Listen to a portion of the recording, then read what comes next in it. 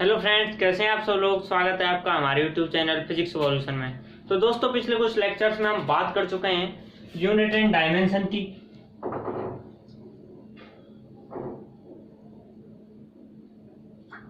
Unit and dimension की बात कर चुके हैं, मोशन की बात कर चुके हैं, सर्कुलर मोशन की बात कर चुके हैं,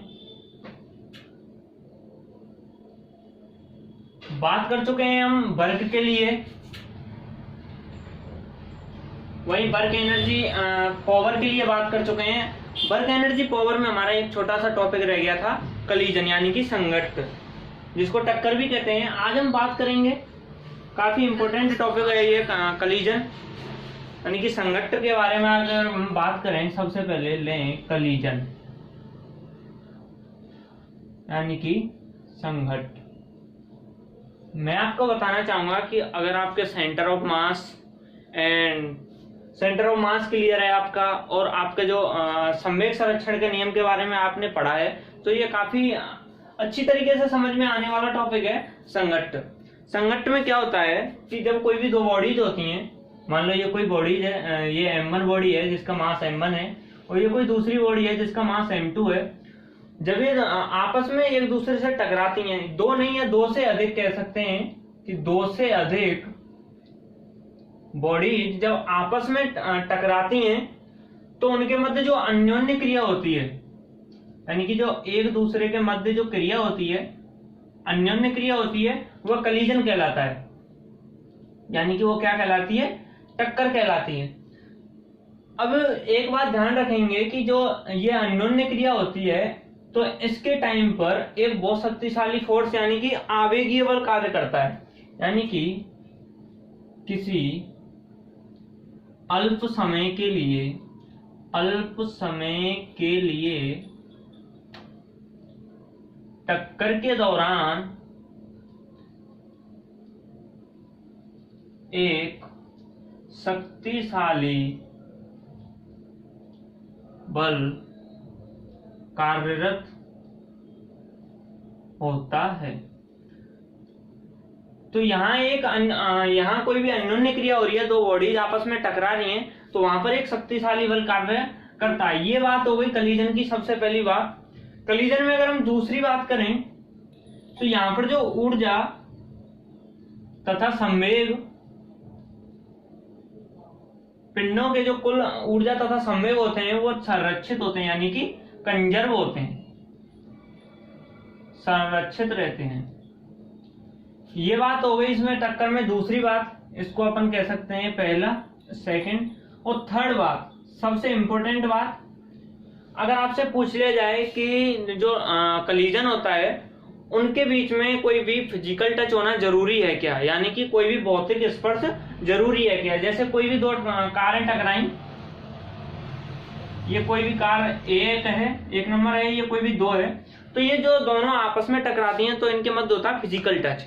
तो इसमें पूछ लिया जाए आपसे कि भाई कलीजन में क्या फिजिकल टच होना जरूरी है, तो मैं आपको बताना चाहूंगी कि कलीजन के अंदर फिजिकल टच आवश्यक नहीं है। बोले कैसे?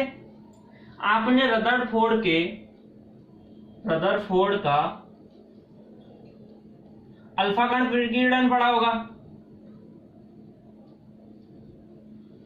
तो उसके अंदर क्या होता है, जो अल्फा कण तथा नाभिक के मध्य जो टक्कर होती है, जो कलीजन होता है, उसमें फिजिकल टच कहीं भी नहीं होता। कैसा होता है कि यहां से कोई भी अल्फा कण यहां से गया, ये कोई भी नाभिक है, न्यूक्लियस है। अब इसका जो पॉजिटिव है और इसका जो पॉजिटिव है, ये होता है 2He4। तो ये आपस में कई बार यहां से इससे टकराए बिना ही यहां से मुड़ जाता है, इधर मुड़ जाता है, इधर मुड़ जाता है, या पहले ही मुड़ जाता है। तो ये भी एक प्रकार की कलीजन होती है। लेकिन हम यहाँ पढ़ने वाले हैं 1D के लिए पढ़ने वाले हैं, यानी कि वन डायमेंशनल के लिए पढ़ने वाले हैं। यहाँ पर हम इसके लिए बात नहीं करेंगे, लेकिन ये बताना जरूरी था। कई बार पूछ लिया जाता है एग्जाम में कि भाई जो फिजिकल टच है वो होना जरूरी है क्या। तो थर्ड पॉइंट इसमें क्या हो गया, भौतिक स्पर्श आवश्यक नहीं। तो कलीजन में ये तीन इंपॉर्टेंट बातें हो गई कि भाई किसी भी अल्प समय के लिए, अल्पांश के लिए जो वहां पर एक बल कार्यरत होता है वह आंतरिक बल होता है जो कि काफी शक्तिशाली होता है, उसका जो परिमाण होता है वो काफी बड़ा होता है। वहीं ऊर्जा तथा संवेग संरक्षित रहते हैं, यानी कि एनर्जी तथा मोमेंटम कंजर्वेशन का लॉ लगता है यहाँ।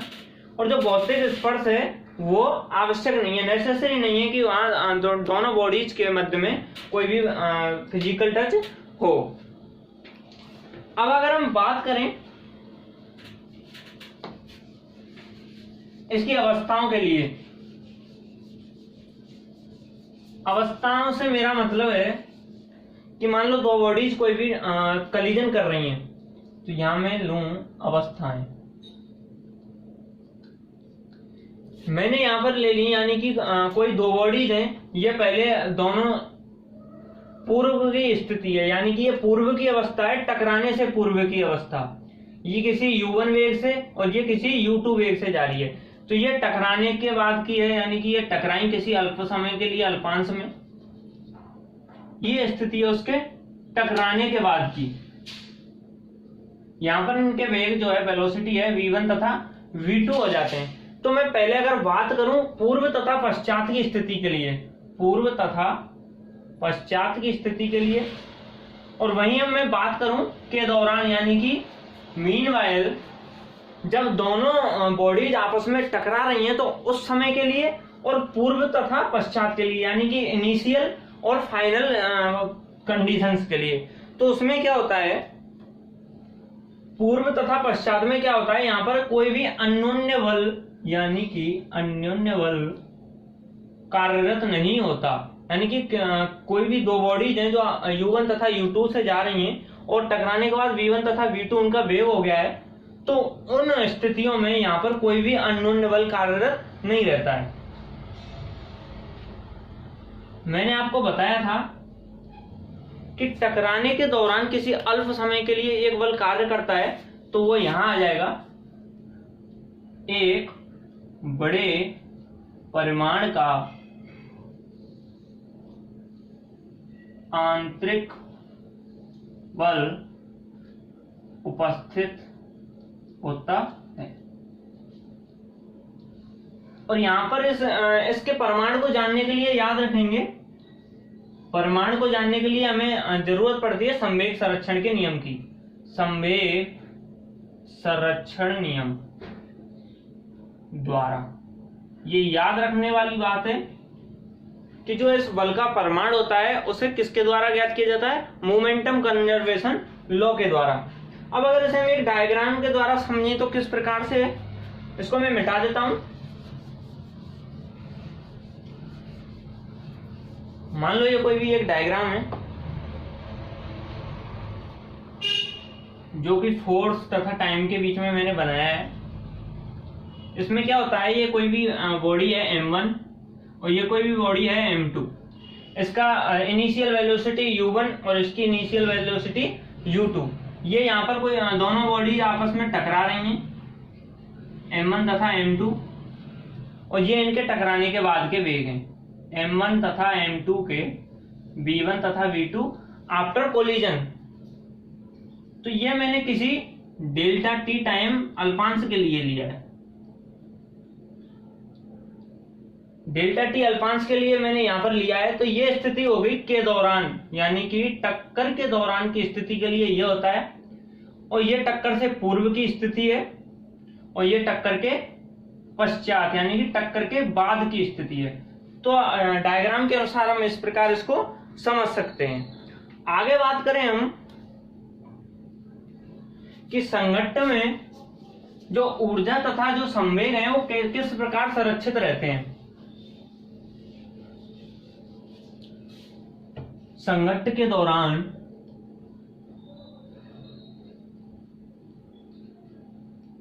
ऊर्जा तथा संवेग संरक्षण,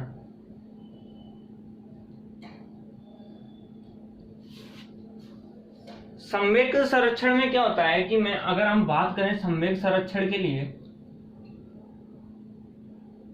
तो ध्यान रखेंगे संघट्ट में जो बाह्य बल होते हैं बाह्य बल जैसे हम लें घर्षण है, और कोई भी बल लें जैसे गुरुत्वीय बल है, इनका जो परिमाण होता है वह कोई भी जो अल्प समय के लिए कार्यरत जो आवेगीय बल होता है, जो कि टक्कर के दौरान पिंडों पर आरोपित होता है, उसके परिमाण से काफी कम होता है। आवेगीय बल के परिमाण से कम प्राप्त होता है। इसका जो आवेगीय बल होता है, अल्प समय के लिए कार्यरत आवेगीय बल होता है, इसका परिमाण जो ये बाह्य बल होते हैं इनके परिमाण से काफी बड़ा हो जाता है, इसलिए इनको नगण्य मान लिया जाता है। तो यहाँ पर क्या होता है, जो एफ बाह्य होता है उसको नगण्य मान लिया जाता है। इस कारण जो बल होता है हमारे पास, जो बल प्राप्त बल होता है वह आंतरिक होता है। इसी कारण निकाय का संवेग संरक्षित रहता है। निकाय का जो मोमेंटम होता है आंतरिक बल के कारण संरक्षित रहता है। वहीं अगर हम बात कर लें यहीं ऊर्जा के लिए, तो ऊर्जा भी इसी प्रकार निकाय की ऊर्जा भी संरक्षित रहती है।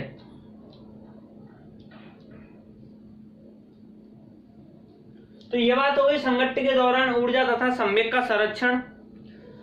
अब यहां पर सबसे इंपॉर्टेंट टॉपिक आने वाला है हेड ऑन कलीजन, जो एग्जाम्स में आता है और जिसको पढ़ना ही चाहिए। इंपॉर्टेंट टॉपिक है हेड ऑन कलीजन।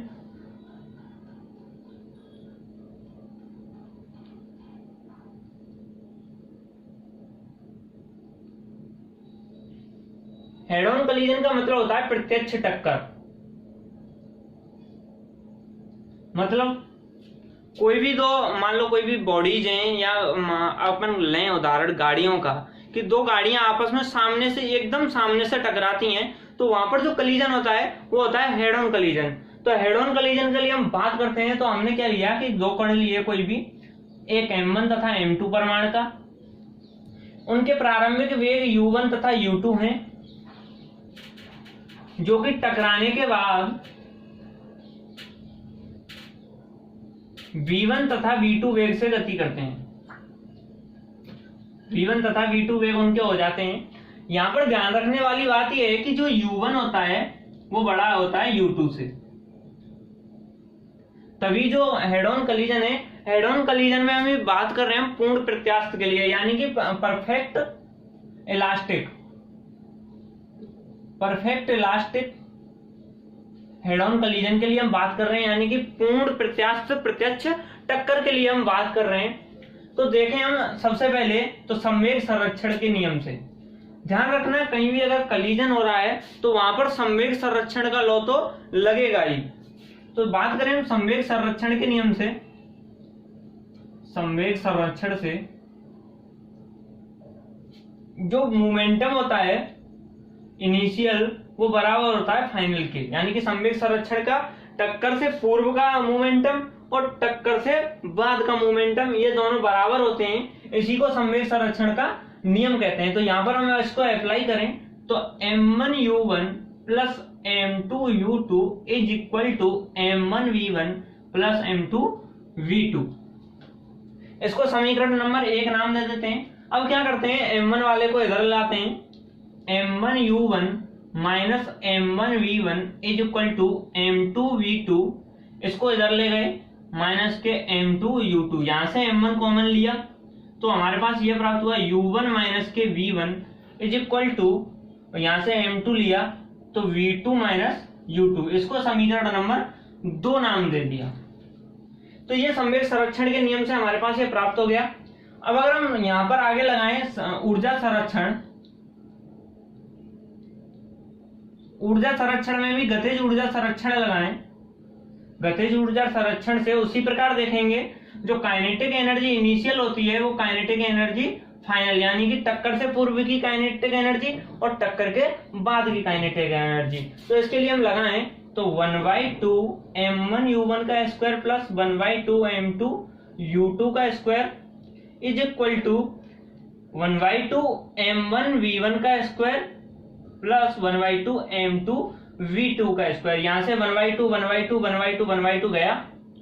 इसी प्रकार हम m1 और उसको इधर लाएं तो हमारे पास जो प्राप्त होता है वो क्या होता है, हमारे पास प्राप्त हुआ m1 u1 का स्क्वायर माइनस के v1 का square is equal to m2 v2 का स्क्वायर माइनस के u2 का स्क्वायर। इसको हमने समीकरण, यहां पर इसको समीकरण नंबर 3 नाम दिया और इसको समीकरण नंबर 4 नाम दिया। तो यहां से ये नोट कर लेंगे, आगे बात करते हैं।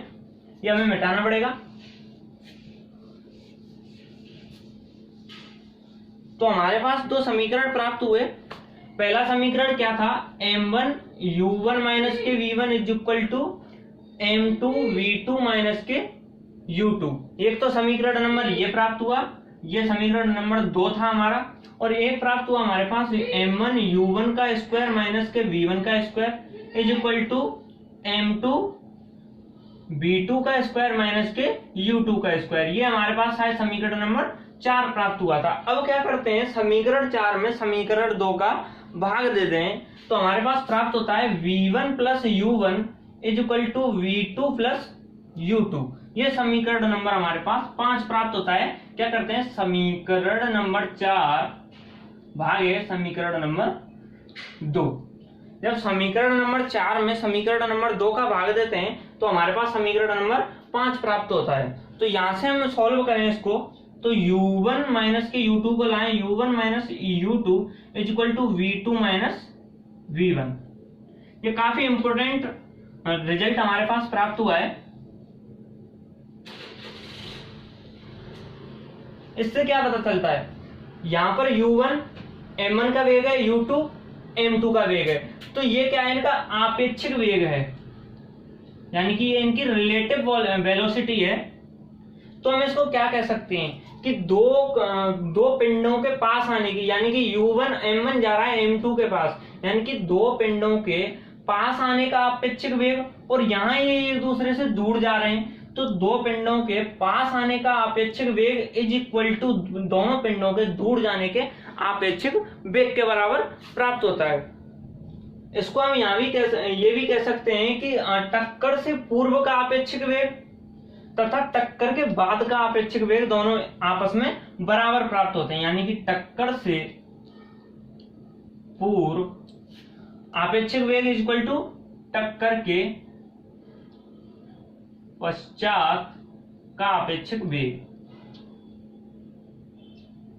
तो इस रिजल्ट से हमारे पास प्राप्त होता है कि अगर आपके दो पिंडों के मध्य हेड ऑन कोलिजन हो रहा है, वो भी कैसा, इलास्टिक हेड ऑन कोलिजन हो रहा है, तो उसमें जो टक्कर के पूर्व का आपेक्षिक वेग होता है वह टक्कर के पश्चात जो आपेक्षिक वेग होता है दोनों आपस में बराबर प्राप्त होते हैं। तो ये बात हो गई हेड ऑन कोलिजन के लिए आपेक्षिक वेग की। अगर हम बात करें आगे, यहाँ पर एक इंपॉर्टेंट टर्म आती है,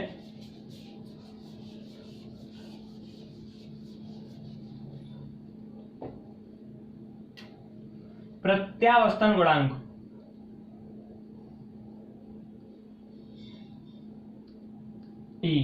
इसके बारे में हम काफी चर्चा करने वाले हैं, आगे एक आध लेक्चर और बना देंगे इसके ऊपर।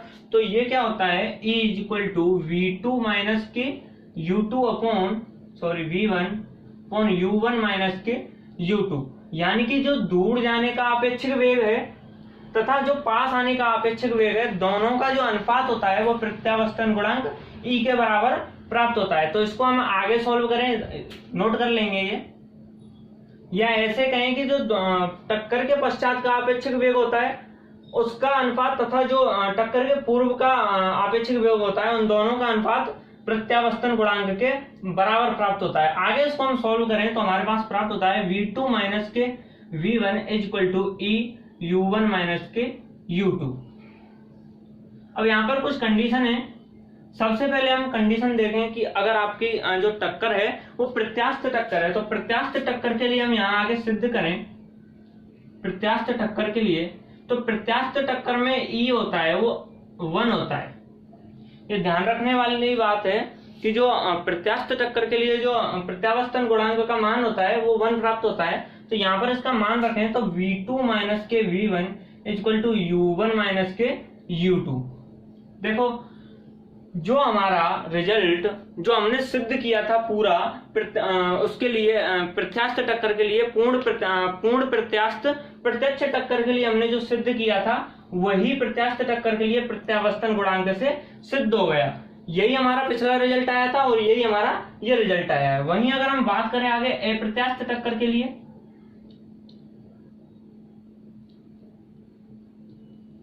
अप्रत्यास्थ टक्कर के लिए देखें तो यहाँ पर जो प्रत्यावस्थन गुणांक का मान होता है वो 0 प्राप्त होता है।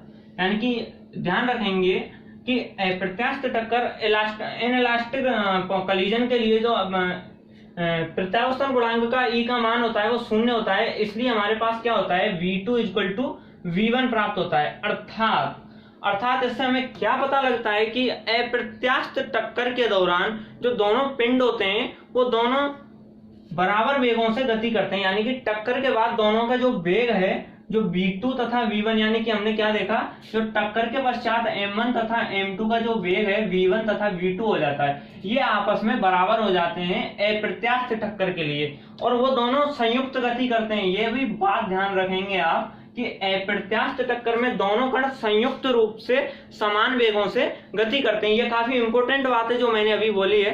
तो ये बात हो गई प्रत्यावस्थन गुणांक के लिए। अगर हम यही अगर बात कर लें ऊर्जा स्थानांतरण के लिए, ये भी काफी इंपॉर्टेंट टर्म है, कई बार पूछ लेता है इन द्रव्यमानों के अंतर के लिए, यानी कि पिंडों के द्रव्यमान अंतर के लिए पूछ लेता है कि अगर पिंडों के मध्य का जो द्रव्यमान अंतर है वो काफी बड़ा है तो वहां पर ऊर्जा स्थानांतरण का मान ज्यादा होगा, कम होगा या बराबर होगा, पूछ लेता है। तो यहाँ पर आप ध्यान रखेंगे अगर द्रव्यमान अंतर ज्यादा है तो जो ऊर्जा स्थानांतरण है वो कम प्राप्त होगा। ये तो यार आप भी समझते हैं कि मान लो एक तो मैंने ले लिया 100 किलो का और एक ले लिया मैंने 1 किलोग्राम का। अब ये इसको हिट कर रहा है तो ऊर्जा स्थानांतरण की जो टाइम है वो काफी कम होगा। तो ये कॉमन सेंस वाली बात है कि अगर द्रव्यमान का जो अंतर है वो अगर बहुत ज्यादा है तो जो इसके मध्य जो ऊर्जा का स्थानांतरण होगा वो काफी कम होगा, यानी कि नगण्य प्राप्त होगा। तो ये लेक्चर यहीं समाप्त होता है। यहाँ पर हमने बात की हेड ऑन कलीजन के लिए, आगे भी हम बात करने वाले हैं और भी कई प्रकार की कलीजन है। आई थिंक आपको मजा आया होगा। Thanks for this lecture.